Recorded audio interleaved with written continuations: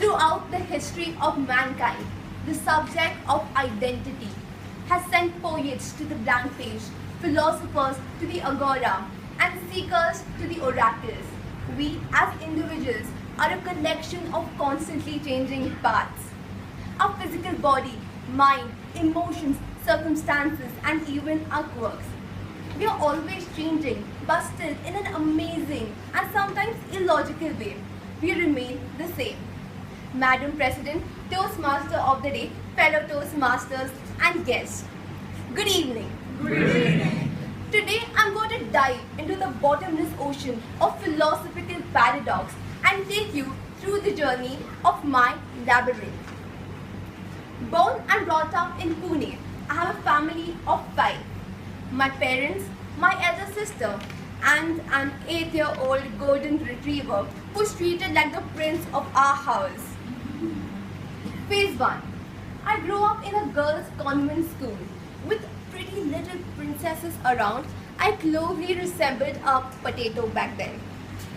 Because of which I was not accepted by my peers and also bullied quite a few times in the early years. In high school, however, I found a bunch of crazies whose thoughts resonated with my own. We had a gang of 10 not-so-girly girls and we had a gang anthem, which was Yellow Submarine by the Beatles. Around the same time, I discovered the flair for dancing. And it soon became a major part of my life and my identity in school. In those years, I learned that fit or misfit, you always find a place for yourself. Phase 2, junior college. I studied in Ferguson College and did something that everyone of my age at that time did. Joined IIT classes. I scored well in a lot of tests, topped a few. I was also selected in the G batch, the genius batch as they call it. Then I fell into something I used to call love. I had a bunch of people in college I used to call friends. The paths of our labyrinths had merged and we had a great time together, but they soon separated for good. Back then, I wasn't emotionally strong enough to handle the catfights and the breakups. In our generation especially, we are constantly bombarded and flooded with unrealistic lifestyles and superficial body types on social media. I became anorexic and was underweight. Now that I look back, I don't regret any of it. But back then, it took a toll on my studies. On the brighter side, I found an outlet to my bottled up emotions through hardcore hip hop. And in the consecutive years, I learned a lot of street styles.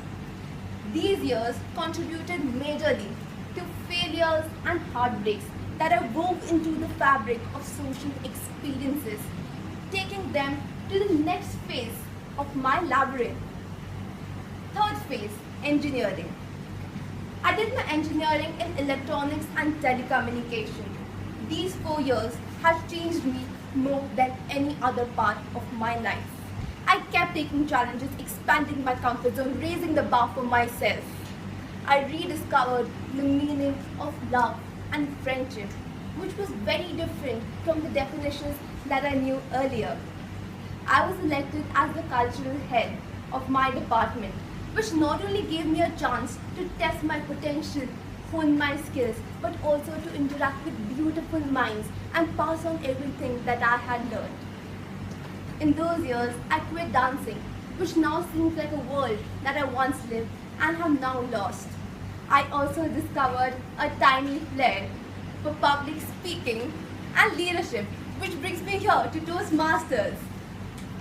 All of our lives are multi-dimensional labyrinths intertwined with one another's, and all of us are on a journey seeking a solution to our labyrinth. My family has been my guiding light through the darker phases, and my 3 friends, Shrishti, Yoshita, and Anusha, have been my pragmatic support system. We all face failures that seem like dead ends, but this labyrinth also brings us to new sources of love and inspiration. that give rise to new beginnings. I still face failures in time management, in diet routines, in relationships, and a lot more. But I have learned to be more responsible